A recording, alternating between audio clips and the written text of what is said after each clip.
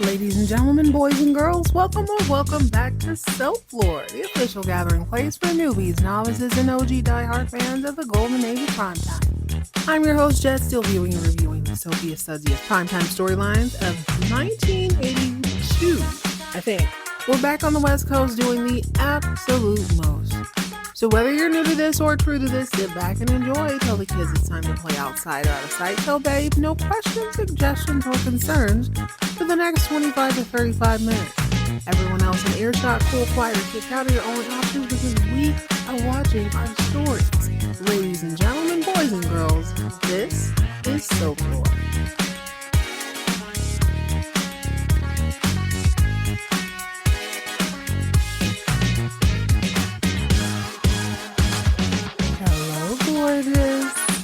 Welcome or welcome back to another fun-filled edition of Soap Floor. I hope your day is shaping up well. I hope the hard part is behind you. I hope you got your feet kicked up or that you're on a long, relaxing drive along the coast, whatever. I hope you're chilling. I hope you're at your best. And I hope you're ready for a fun-filled edition of Soap Floor, or so I thought. The word fun is quite literally the most relative word in that whole statement. Because I'm not sure I made the right choice today. I already told you last episode. I'm just going to be vibing. I'm going to be chilling. I'm going to be watching all of my stories, right? I'm going to catch up.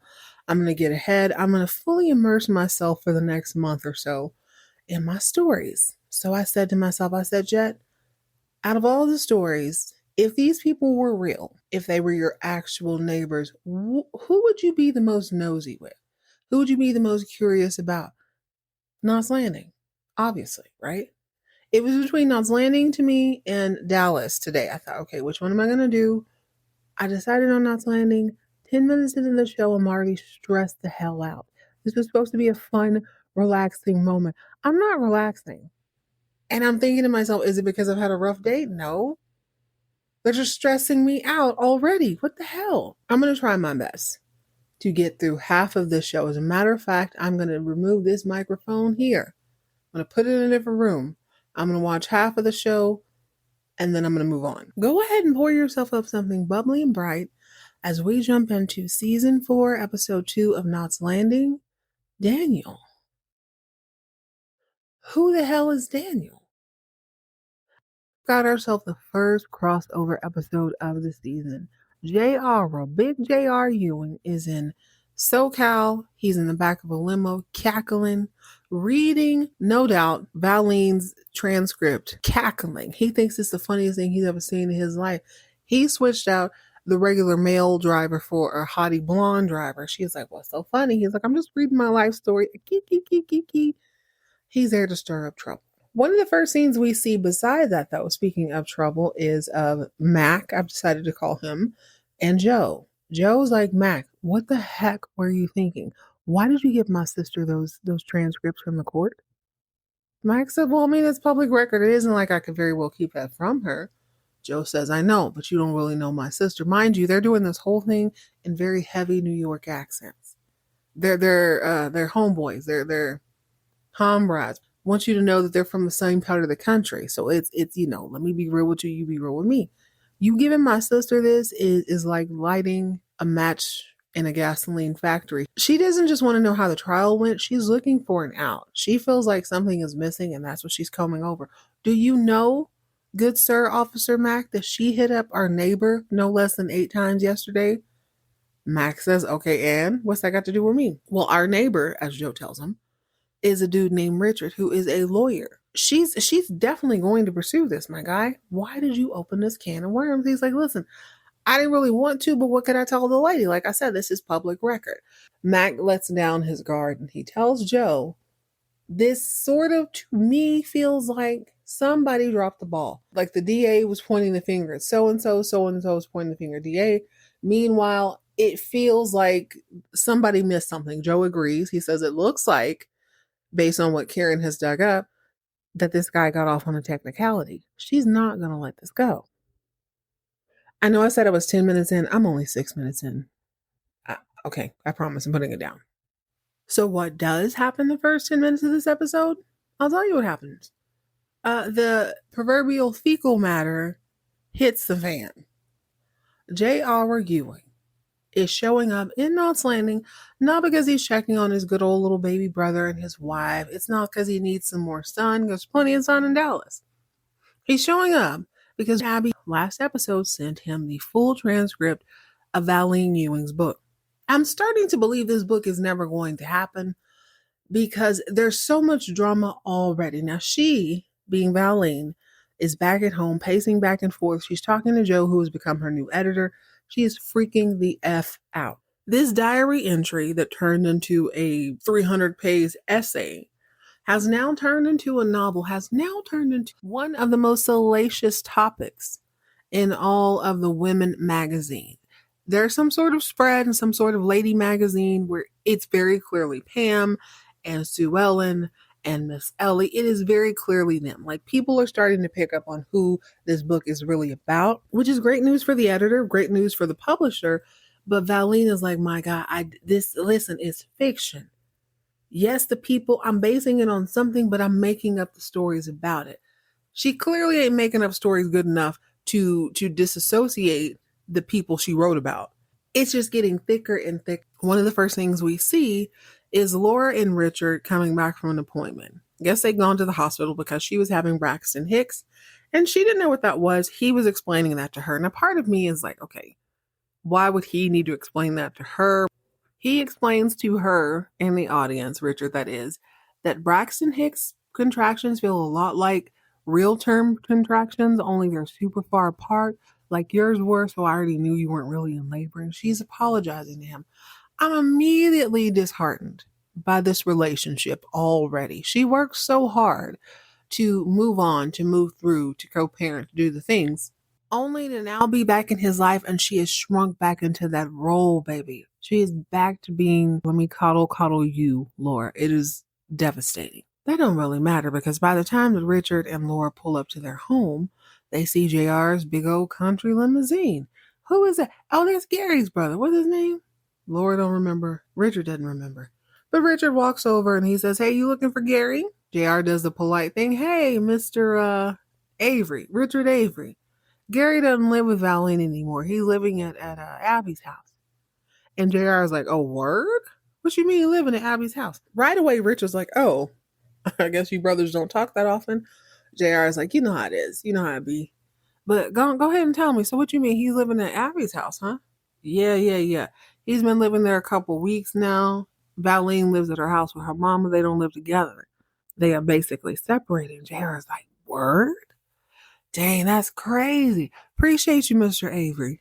And instead of waiting for Gary at Abby's house, JR sees an opportunity to stir the pot. And by the grace of God, he's got a really big spoon. He walks over to Val's house, knock, opens the door. She's already freaking out because of the book, only to open the door and to see JR. She's like, oh my God, oh no. Now, JR is playing country dumb. Nobody, and I mean nobody but Abby, knows that there's a book. So when he walks in, I don't know if it's guilt or whatever, Val has no choice but to sort of spill the beans a little bit. JR is like, yeah, I've heard all sorts of things around Dallas, but I told Mama and Sue Ellen and them, don't worry about it. Who would want to read about little old us? What's the name of the book called? Porn Crude? Porn Nasty? Crudy Crude Dude? She's like, it's called Capricorn Crude.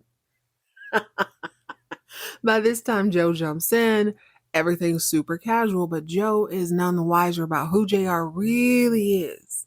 You see, Joe, being new, only knows a little bit about Gary. He's not really judging his entire family about it. He didn't know what this information that he's about to spill is going to do to Valine and Gary's future. I'm certainly sure of it. So he starts explaining to JR that yes, publishing is going through a little bit of a drought.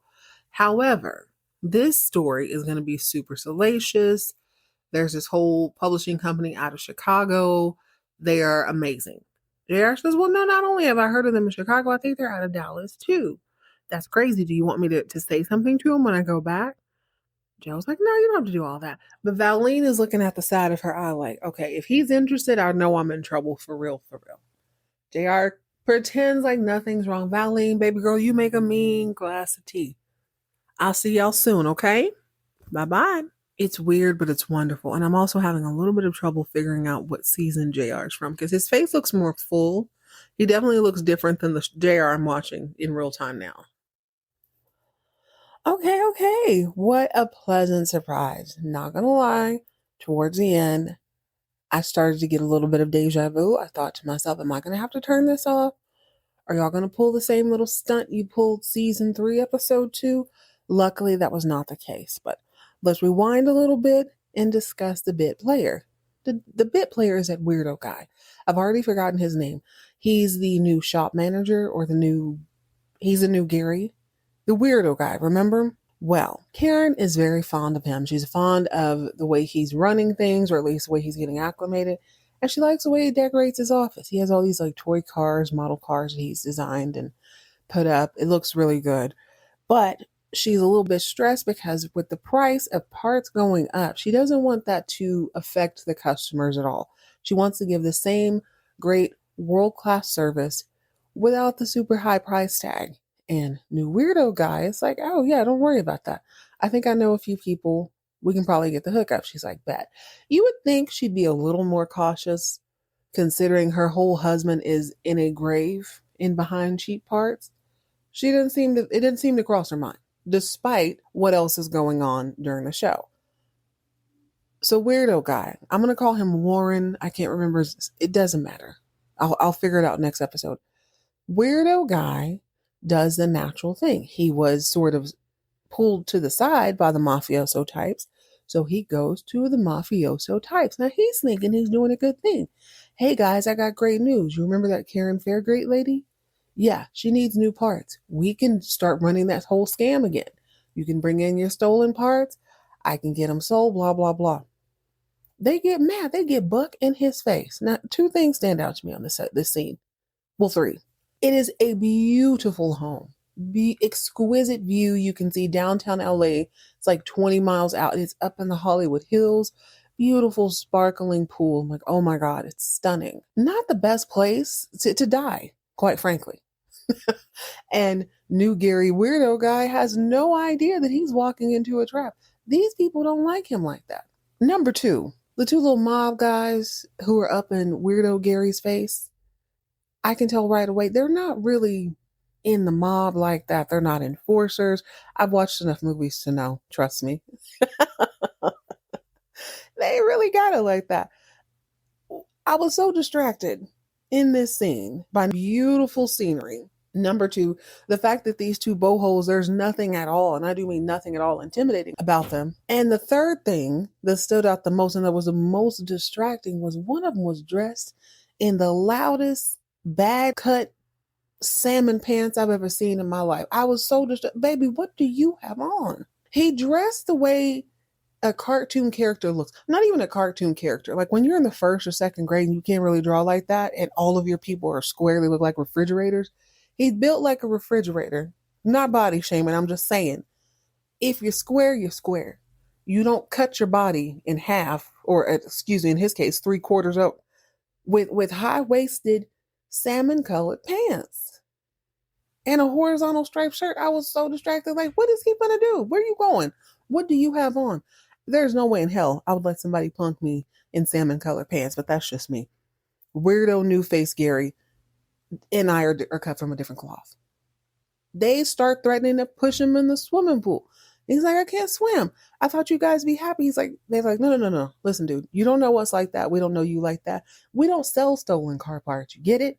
Swear on your mother. They're going to douse this man in the pool. In this crisp, clear, sparkling, beautiful Beverly Hills pool because he was going to bring them business. Can you imagine? So what the heck do you have him in that position for? What the heck do you have him there at the shop for? It ain't really none of my business, but all I know is a weirdo dude, Wayne. Yeah, I think that's his name, Wayne. What did I say, Warren? Wayne Warren, something like that. He's a little shooketh because they were going to drown him. They just want to make sure he's dotting his I's, crossing his T, and I guess keeping an eye on Karen Fairgate. JR is in town because Abby has sent him the book, only she didn't send every piece of the book, which is very, very bright. She skipped about 4 or 5 chapters, like 2, 6, 5, 11, 18, something like that. The important ones, obviously.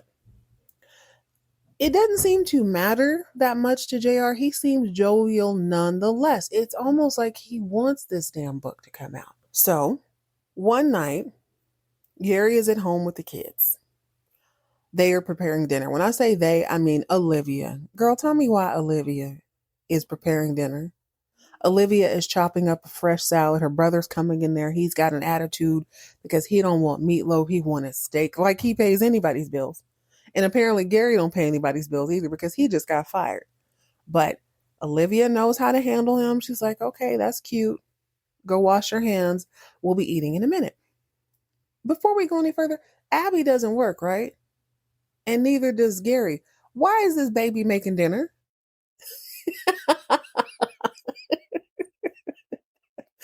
I'm going to be judgy wudgy was a millennial for a second, only to have the truth slap me in the face. I have helped prepare dinner many a times. Not cook, but I definitely had to set the table, make a fresh salad, blah, blah, blah. There's nothing wrong with that. There's nothing wrong with that. However, if neither one of the adults in the home are working, why is this baby preparing meals? Well, luckily, she gets the ick when her mom comes in from a hard day of shopping for new places to live. I'm very conflicted.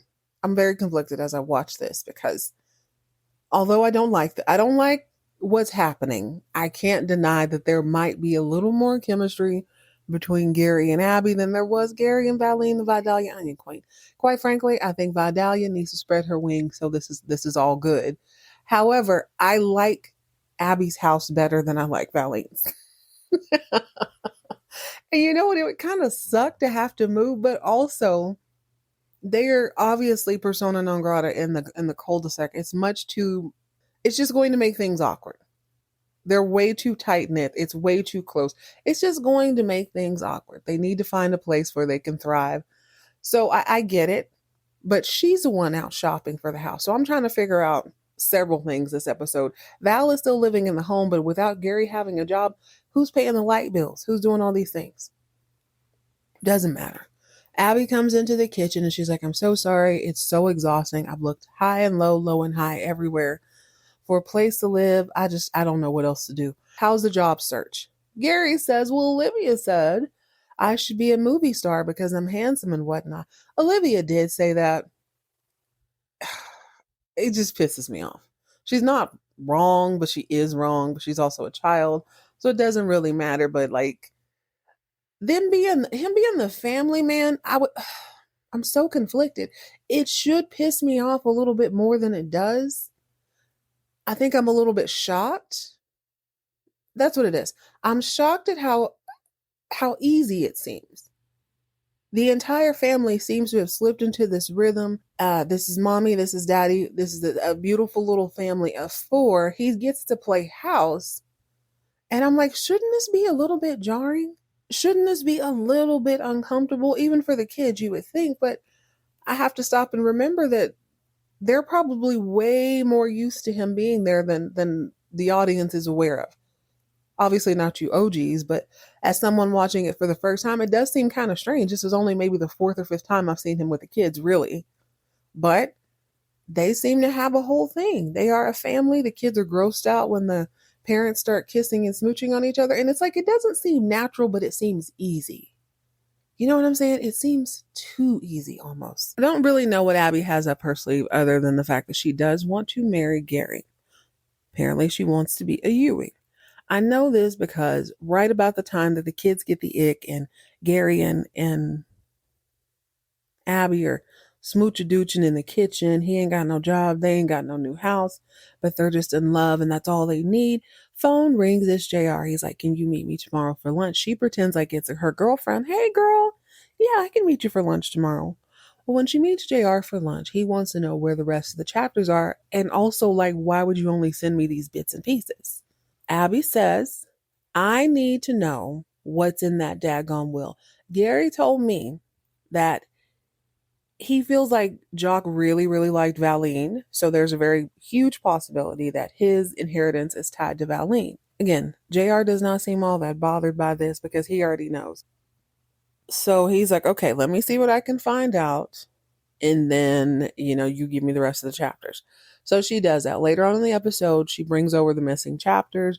She presents them to him. He's pouring the champagne and he just kind of laughs at her because he thinks she's like, well, where's the will? I don't have the will. JR, how dare you? He's like, well, no, I mean, don't worry about it. I don't have the will, but I definitely know what's in it. Gary's about to come into a whole lot of money. So she clinks the glass and she's so happy. But JR really wants to know what's going on. Okay, girl, you're way too smart. And I feel really bad for Gary at this point because I don't think he can handle you. What exactly is it that you want? JR is thinking she wants to be queen of the Ewing. She wants to go back to Dallas and run shop. She's like, I want Gary. That's what I want. So he tells this story about Gary growing up when he was 16 years old. He wanted this motorcycle. Let JR call it a motorcycle. And Jock told Gary he wouldn't just buy it for him like he does everything else. You're going to have to earn it. So Gary did. He woke up early. He stayed up late, whatever they asked him to do, whether it was shucking cow dung or working on an oil rig. He said rig. So I'm like, I didn't think there was oil on Ewing land, but he definitely said rig. Anyway, Gary gets to the motorcycle showroom floor and promptly drives it through the glass window. Now, you and I hearing this story, the moral of the story is don't give a 16-year-old a motorcycle if he's never been on one. Maybe take it outside. But to JR's point, he's trying to say that, Gary's immature. Gary will work really, really hard for something and then he'll blow it all to bits and pieces. Abby says, it takes different people different time to grow up. So what? So what? He drove through a glass pane window. It is what it is. JR said, you know what? Okay, cool. So let's do this then. I need you to do something for me, and I'll do something for you. She says, well, what do you want? I want you to keep Gary out of Dallas. It's kind of a weird ask, right? Abby says, what makes you think I would want to be in Dallas? JR thinks that she wants to be queen of the Ewings, like I said earlier. Come to Dallas, run shop, basically steal his thunder, which doesn't seem like that was on anybody's radar. JR says to her, listen, you are not Valine. Valine managed to keep that man out of Dallas. He didn't want anything to do with Dallas when he was with her. I don't want that changing up all of a sudden when he's with you. I'll give you all the money. You'll get the jewels. You're finna get all the things you need. Just keep your little narrow behind out of North Texas. She's like, done, dude. I'm in LA. Do you really think I'm going to go to Dallas and do what exactly? So she says, okay, cool. So if I do, what do I get from you? He says, my blessing. It, I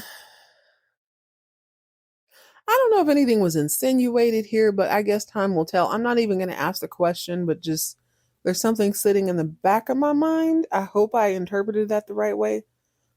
Doesn't really matter. Abby knows she's about to come up on some money. So by the end of the episode, she tells Gary they're going to some party. Now, whose party? I don't know because neither one of them have any friends. They end up going to this apartment and it is butt naked. So there's absolutely nothing in there. And she says, listen, babe, I got this for you. I put a small deposit down, not just so you can get away. I'm not pushing you out or anything, but you need a place of your own. Not only so you can avoid Valine, but you might want to get away from me from time to time. She bought him a man cave. He's grateful, so grateful that he takes her into the next room and takes her down right there on the carpet floor. No bed, no nothing, no curtains. I'm feeling more and more neutral about the Gary Abby situation. It makes me roll my eyes, but also I think I finally come to the point where I've just accepted it. But I don't know Abby that well. It seems out of character. The thing I hated for Valine is that Valine kind of got swallowed into his identity, didn't really develop one for herself. She has the opportunity to do that now. Abby has her own identity, and she seemed like she's way too tough to lose that. But girl, do you not see that you're kind of slipping into the same sort of patterns that Val was? The same thing that you scoffed at Valine for being his mommy and taking care of him in that way. You doing the same thing. And maybe that's what JR was sort of pointing out. Like, I mean, he's a big kid. Gary's a big kid. But Abby has also seen him as the man. That's all she knows. So time will tell. I don't think it's necessarily wrong that she found him an apartment. I think it will. I think it's the first of a long line of things she's going to have to get used to doing for him. It's interesting though. I feel like with the personality that he's shown so far, having somebody as tough as Abby might just work in his favor. I don't know. I don't see him leaving her. She's going to have to get bored of him. You know who's not bored? Me. Let's talk about Karen Fairgate. Karen Fairgate is not bored because she is knee deep in all these transcripts and it's gonna get her in trouble. Joe and Mac already had a little discussion about it. Joe convinces Mac, like, yo, you don't know my sister. My sister's a pit bull in a skirt. She's gonna keep going and going and going until she finds something, and then she's not gonna let it go. Mac starts to consider this and consider who it is she's investigating. If she keeps that energy up, her approaching them, there's only one way that's going to end, and that's the last thing he wants for her. So, one night, Karen is hosting dinner. Everybody but Gary and Abby invited, and Max shows up.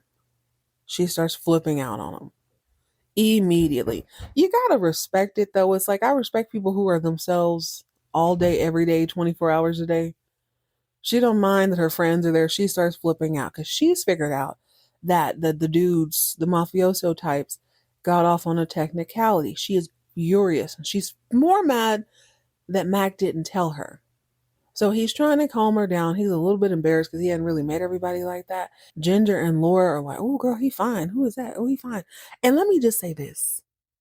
They're not lying. Episode 2 has really done it for me.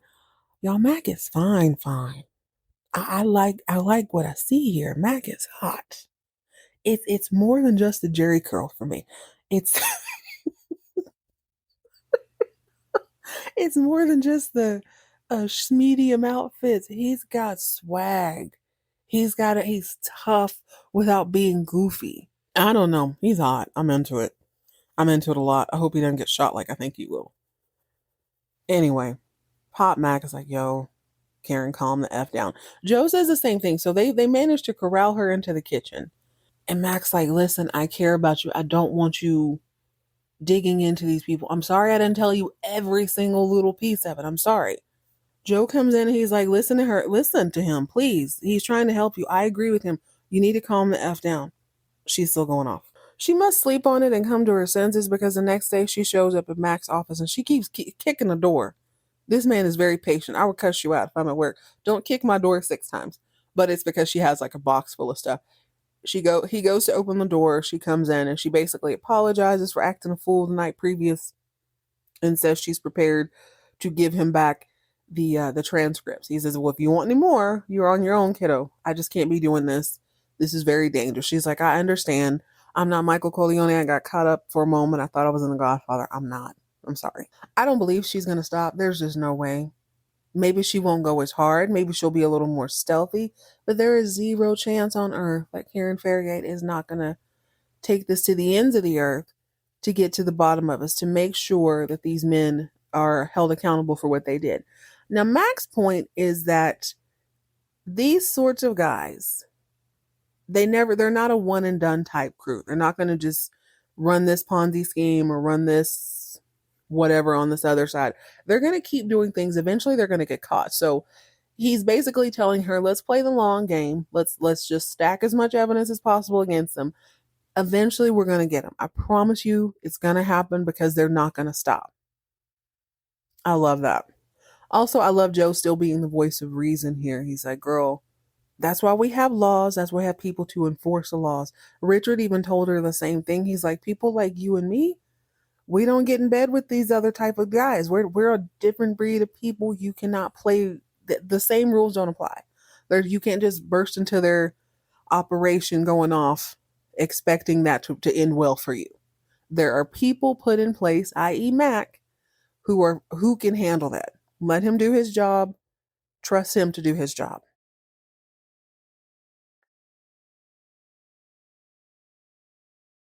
Speaking of jobs, Joe's got a brand new one. Part of it is being the new editor. The other part is calming Valine Ewing down. I already touched on this a little bit. She is not handling this new book well. She is freaking the F out. On top of that, she's also rearranging her house like she's painted. She got rid of all the other furniture that was Gary's or that was Gary's mama's. Got rid of that. Her and Lily Mae are rebuilding their life piece by piece. So Joe explains that it explained to JR earlier that the publishing business isn't so great, and that I guess his company was going to be sold. Looks like they found a buyer, right? I'm confusing this a little bit, but it doesn't really matter. By the end, it doesn't matter.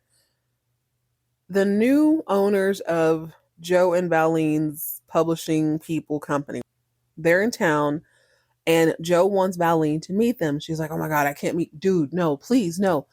My house isn't ready. I have like 3 pieces of furniture. I am in no position to host anything. I really don't feel like going to another party. Last time I went to a party, found my man in bed with the hoochie next door." Joe's like, "Relax." They didn't actually say that part, but just think about it. The last time she was promoting this book, that's exactly what happened. I think she's past that. She's just like, "Dude, I'm not in a position. I'm so sick of this right now. I can't do it.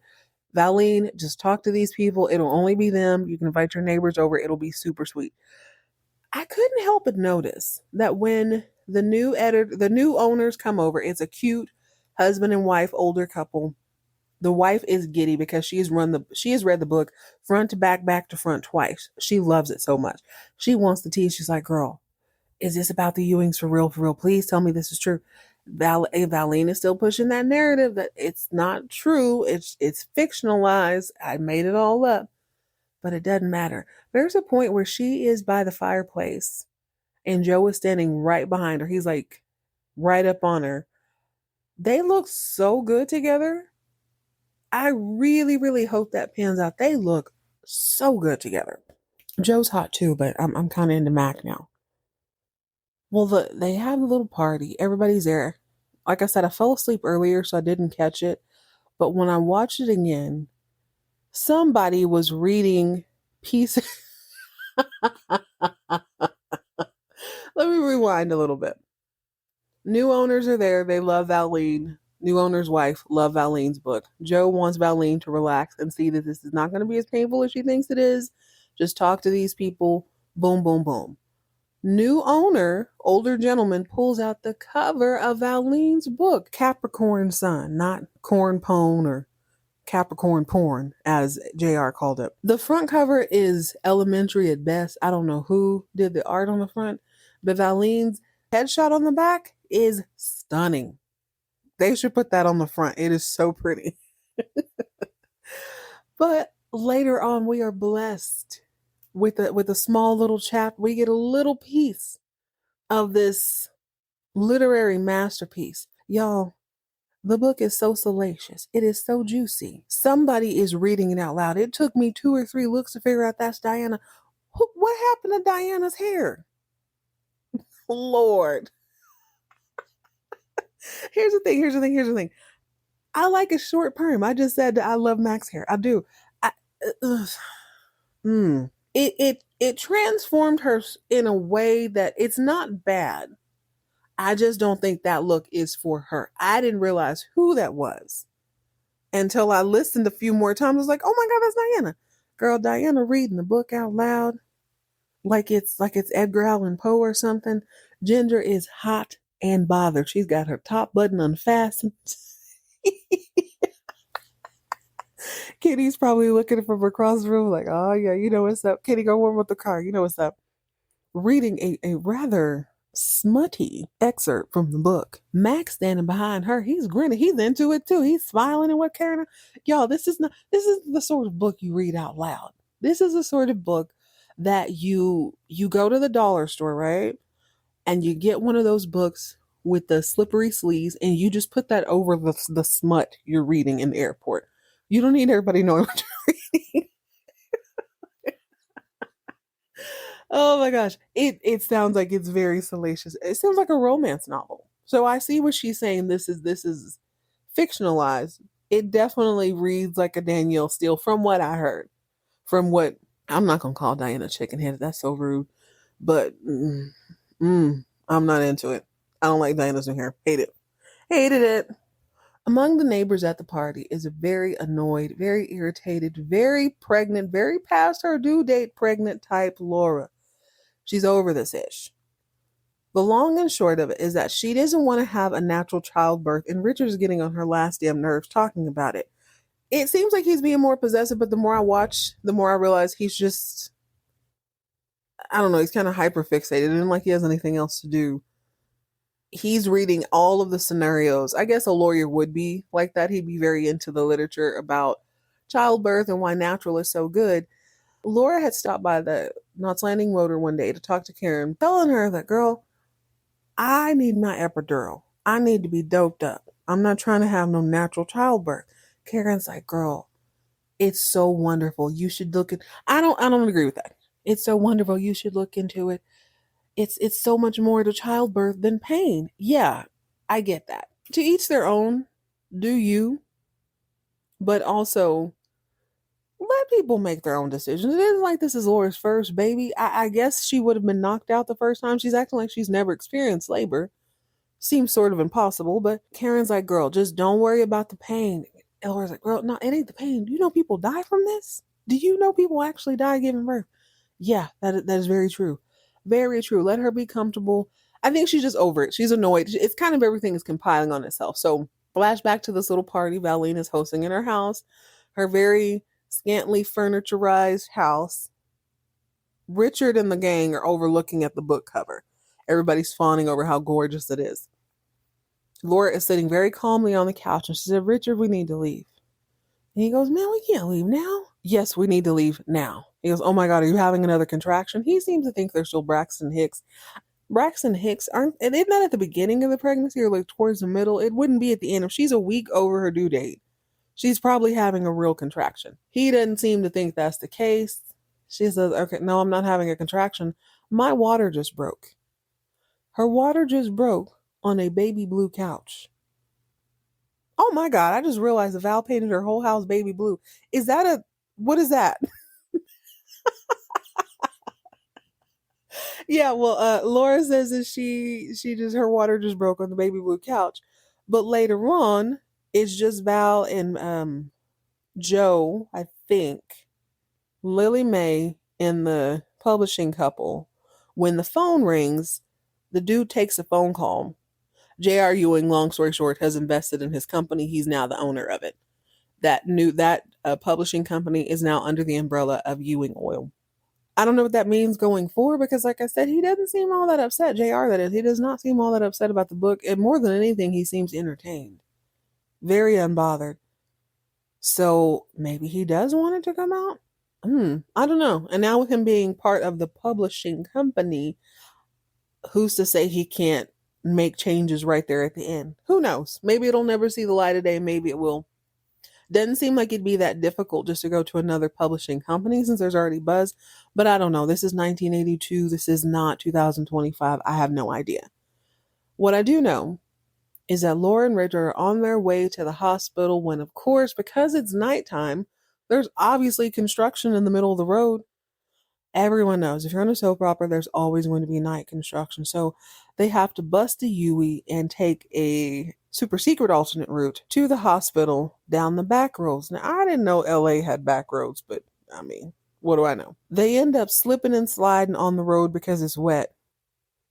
Again, we're soap tax, soap tax, soap tax. Slam through a fence. Oh my gosh, no, now we're stuck. Laura's pissed. Richard, fix the tire, take my ass to the hospital. He can. He's like, I can't change it. I'm stuck. She ends up going into a more frantic type of labor. He gets his hunter-gatherer on and manages to find a single lone orange and forces it down her throat so her throat doesn't get dry from breathing. She's still freaking out. She's like, no, having a kid hurts. I'm not really trying to go through this pain. My mama told me just to lay here and let it pass. Richard's like, it doesn't really work like that. I tend to agree with Richard. So meanwhile, back in Knots Landing, Karen has decided to go over to Richard and Laura's house because Jason is getting upset. He hadn't heard from his parents yet. He was expecting a phone call once they got to the hospital. He's excited. He wants a baby sister. And Karen's youngest boy, Michael, is over there with him. But she talks Mac into walking over there with her to hang out with the kids. And he does an amazing job. He tells Jason nothing to fret over. They're just busy with the baby. And he's like, your dad's probably pacing up and down the hallway. He does this whole little thing. And you can tell it puts Jason at ease. They faint on the couch. They have popcorn. It makes him 10 times hotter than I already think he is. Yeah, I said it. It's true. Jeez Louise. It's the confidence for me. It's the swag. He seems to be in control. He could have very well popped off at Karen. I don't think he ever would, but he's in control in a better way. Like he's not afraid to step to her. He has no problem letting her know what's going on. She has no problem yelling back at him. She has no problem yelling at anybody. But to see him be so at ease with her family, I like it. And I like that Joe likes him. I like it all. I'm not mad about this new casting. Okay, so eventually Laura has no choice but to start pushing. Richard has no choice but to start coaching, but she is fading fast. The more she pushes, the more she starts having these really invasive thoughts. She starts remembering this girl who died in high school. She starts remembering how many women die at childbirth. It just starts getting really, really more morbid. Richard starts to get really worried. He can tell that the baby's heart rate is dropping. He's like, Laura, please, please, please. Something's wrong. You gotta push, please. It's like she refuses to push. Again, soap tax, soap tax, soap tax. I'm not a gynecologist, but I feel like your body, if something wants to come out, it's gonna come out. It is much harder to keep something in than it is to push it out. So she's just talking very casually, and he's like, honey, you're 99% there. Please, you have to get him out. So he screams at her, and I guess she mentally pushes. I don't know. She doesn't seem to be straining. She goes, oh, swoop, there he is.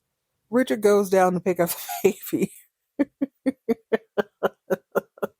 And maybe it's me. Maybe everybody in the 80s kept betting in their backseat because the baby is quickly swaddled. Only he's not crying. This is where I started to get nervous. And I'm like, y'all, please don't do this to me again. Can we not? Can we not open every season with something devastating? Luckily, Richard, because he was nerding out for the last 6 months and he read every single article and book and he knows all about anesthesia versus the spinal tap or whatever. He knows about CPR and he knows exactly how many baby breaths to give his new baby. And he puffs in the baby's mouth, puff, puff, pass. Boom.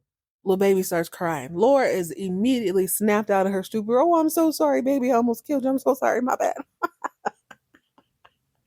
So then they got to get down to the business of naming the boy, baby boy. And he's like, Alan. And all I'm thinking is, okay, this is a millennial. What kind of name? I thought his name would be like, we already got a Michael. Jason's a very good name. Justin, something like that is what I was thinking. Brian, well, we already got one of those. Dang, I'm just naming all the names they got. I just talked all that trash about there only being so many names in rotation up until 1930. And I literally can't think of very many more boy names other than Michael, Brian, Jason, Justin. I'm trying to think of people I went to school with. They end up going with Daniel. And I'm like, oh, I kind of forgot that was the name of this episode. So baby Daniel is healthy and well, born in the backseat of a Mercedes Benz. That's a great birthing story. That is an incredible story. I bet he still wants to hear that every Christmas. Not a bad episode. I am really, really itching to see. I'm going to actually go ahead and push play on Dallas right after this. They're not syncing up. This is all happening because this is my first time watching it, but I'm really wondering how that plays out. And because this is so far ahead. You see what I mean? Like this is 1982, Knots Landing. Jock has already been deceased. They already know this. They're already to the point where they're going to read the will. JR said they're going to read it in about a month. But on Knots Landing, I hadn't even seen Ellie yet. Excuse me, not on Knots Landing. On Dallas, I hadn't even seen Ellie yet. So it can't be long, but we need to figure out what happened to Kristen too. So I'm going to go ahead and wrap this up. I hope you guys enjoy this. Thank you again for your patience. Join me next time as we jump back into another vintage primetime soap opera episode of excellence. In the meantime, in between time, stay hydrated, stay moisturized, mind your own business, and keep all of your drama on TV.